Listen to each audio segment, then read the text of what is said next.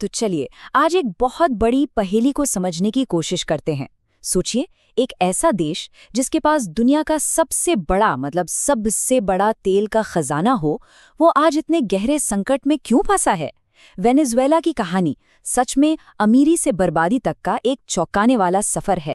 Venezuela की आज की हालत को ना शायद इससे बेहतर कोई लाइन बयान नहीं कर सकती। एक तरफ बेहिसाब दौलत है और दूसरी तरफ उतनी ही गरीबी। यही विरोधाभास आज वेनेजुएला की पहचान बन गया है। अब जरा इस तस्वीर को देखिए, ये अपने आप में पूरी कहानी कह देती है ना? दुनिया का सबसे बड़ा तेल भंडार जिस देश के पास हो, वहां के पेट्रोल पंप पर ये बोर्ड लगा है कि पेट्रोल नहीं है। इससे बड़ी विडंबना और क्या हो सकती है भला? जरा इस नंबर को देखिए, 304 अरब बैरल। ये कोई छोटा मोटा आंकड़ा नहीं है।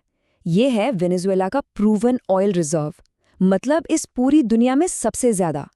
इतनी दौलत कि किसी भी देश की किस्मत पलट दे। और उस बेहिसाब दौलत के ठीक दूसरी तरफ ये आंकड़ा है उस संकट की मानवीय कीमत का। 80 लाख लोग, जी हाँ 80 लाख लोग, जो देश की बदहाली की वजह से अपना घर, अपना सब कुछ छोड़कर जाने पर मजबूर हो गए। ये आज दुनिया के सबसे बड़े विस्थापन संकटों में से एक है। तो सवाल ये उठता है कि आखिर इतनी दौलत और इतनी क्षमता वाला देश इस कगार पर पहुंचा कैसे? इस कहानी को समझने के लिए हमें थोड़ा पीछे जाना होगा, इतिहास में, जहां किसी ने तेल को शैतान का मल तक कह दिया था। तो ये सब शुरू कैसे हुआ? देखिए, 1914 में पहली बड़ी खोज हुई और फिर 1922 में एक कुएं से तेल का ऐसा फवारा फूटा कि बस वहीं से बूम शुरू हो गया। आगे चलकर 1960 में वेनेजुएला ओपेक का को-फाउंडर बना और 1976 में उसने अपने पूरे तेल उद्योग को नेशनलाइज कर दिया। इन्हीं दशकों में वेनेजुएला एक ग्लोबल एनर्जी पावर हाउस बन गया। और ये शब्द देखिए, ये किसी और के नहीं बल्कि ओपेक के को-फाउंडर जुआन पाब्लो पेरेज अल्फोंसो के हैं।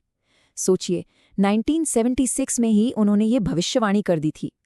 इसी को कहते हैं रिसोर्स कर्स, मतलब जब किसी देश के पास प्राकृतिक संसाधन इतने ज्यादा हो जाएं कि वो विकास की जगह बर्बादी का कारण बन जाएं। और वेनेजुएला इसका सबसे बड़ा, सबसे दुखद उदाहरण है। अब आते हैं मौजूदा दौर में। यहाँ दो चीजों ने मिलकर वेनेजुएला के तेल उद्योग की कमर तोड़ दी। एक तो देश की अपनी गलत नीतियां और दूसरा बाहरी दबाव। यहाँ पर ना एक बहुत जरूरी बात समझनी होगी। ये जो संकट है, ये सिर्फ 2017 के प्रतिबंधों से शुरू नहीं हुआ। अरे नहीं, इसकी जड़ें तो बहुत बहुत गहरी हैं। दशकों से चला आ रहा मिसमैनेजमेंट, अंधाधुंध सरकारी खर्चे और जो इनकी सरकारी तेल कंपनी थी ना, PDVSA, उसे पूरी तरह से पॉलिटिक्स का अखाड़ा बना दिया गया। इसने पूरी इकोनॉमी को अंदर से खोखला कर दिया था। एक्सपर्ट्स इसे डच डिजीज भी कहते हैं।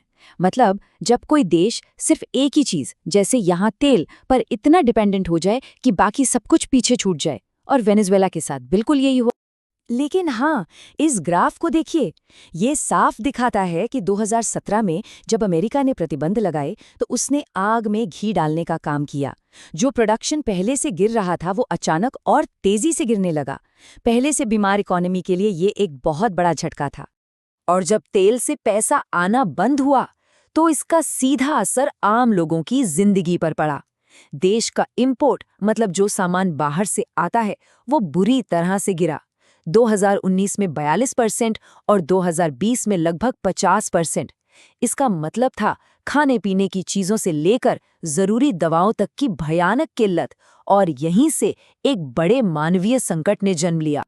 वेनेजुएला का ये संकट अब सिर्फ एक देश का मसला नहीं रह गया है। ये एक ग्लोबल चेस बोर्ड बन चुका है, जहां बड़ी बड़ी ताकतें अपने अपने मोहरे चल रही हैं। अब इस मामले में अमेरिका के अंदर ही दो अलग अलग सोच हैं। पहली थी मैक्सिमम प्रेशर की, यानी इतने कड़े प्रतिबंध लगा दो कि सरकार बदल जाए। लेकिन ये रणनीति फेल हो गई। दूसरी सोच है अमेरिका फर्स्ट एंगेजमेंट की। इसके तहत अमेरिकी कंपनियों को कुछ लाइसेंस देकर और साथ ही प्रतिबंधों का डर दिखाकर अपने हित साधने की बात की जा रही है।